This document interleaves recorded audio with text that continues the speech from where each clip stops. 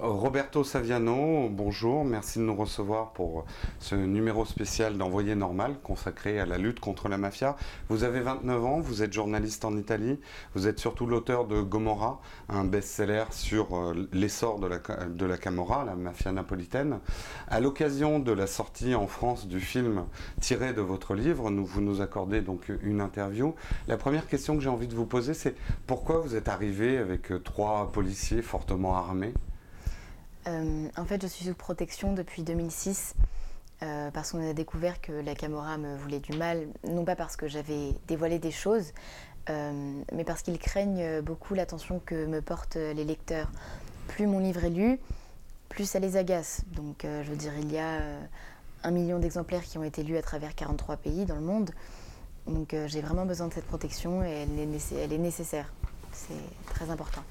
D'accord. Et justement, ce livre que vous avez écrit et qui change votre vie, justement, est-ce qu'il vous arrive de le détester, ce livre ? Chaque matin. Mais après, je me souviens que mon pays a porté beaucoup d'attention à Gomorra et que ça signifie que l'Italie a envie de savoir, de comprendre, et ça me donne énormément de satisfaction. Et justement, la mafia a changé votre vie. Est-ce que vous pensez qu'un jour votre vie va redevenir normale ? Est-ce que tout ça va s'arrêter ou pas ? Je ne pense pas. La mémoire de la Camorra ne s'arrête jamais. Mais récemment, il y a eu un directeur d'auto-école qui a été assassiné parce qu'il y a 7 ans, il avait dénoncé des extorsions de fonds. Donc je ne pense pas que ma vie redeviendra comme avant. Et justement, enfin, ce sacrifice d'une vie, du coup, est-ce que vous pensez que c'est une œuvre utile ? Est-ce que les mentalités commencent à changer ? Est-ce que vous constatez un changement ?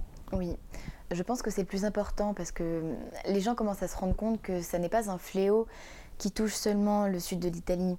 Les mafias investissent dans toute l'Europe, que ce soit en Pologne, en Angleterre, au Portugal, et la France n'est pas épargnée. Je veux dire, ils commencent déjà à investir dans l'hôtellerie, dans le tourisme à Cannes, à Nice. Ils sont vraiment très présents et je pense que les gens commencent à en prendre conscience.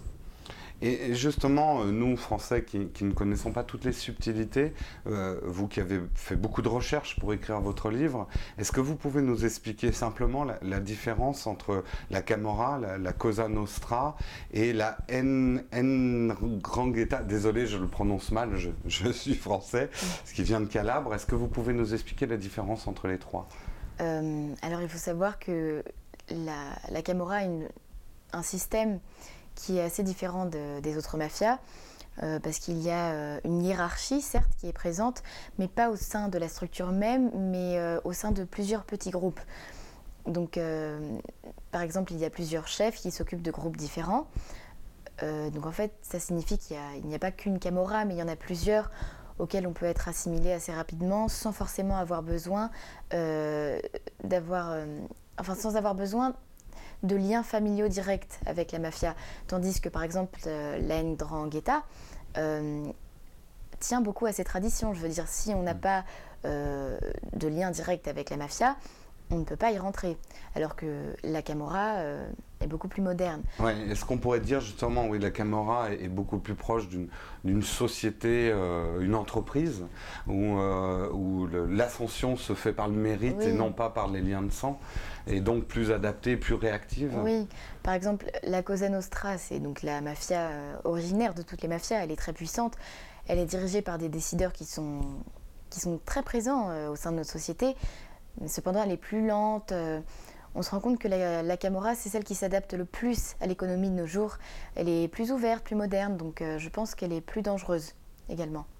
Eh bien, en tout cas, merci beaucoup de nous mettre en garde et d'avoir écrit ce livre qui nous ouvre les yeux. Merci Roberto Saviano et bon courage pour la suite. Merci.